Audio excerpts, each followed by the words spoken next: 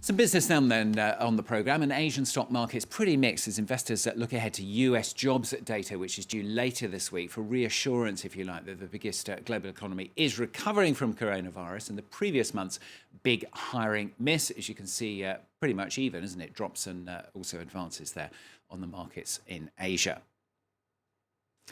Now, the Greater Paris region is really tightening up its air pollution standards. Starting today, diesel vehicles that are 15 years old or more will no longer be allowed to circulate during weekdays. Now, the measure was originally meant to go into effect in 2020, but it was delayed by 6 months because of the pandemic. Catherine Viette has more.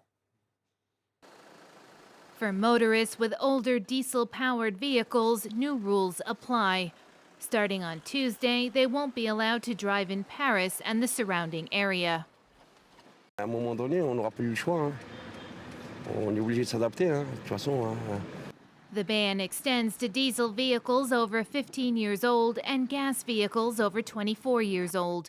They're prohibited from operating in low-emission zones, which now covers 79 municipalities in the Greater Paris region, including the capital, and affects more than 5.5 million people.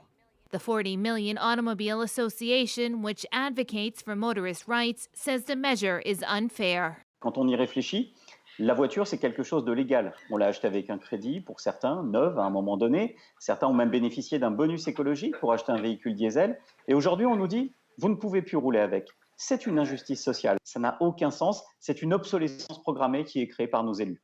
Meanwhile, the Greater Paris metropolis says the measure is necessary to reduce air pollution.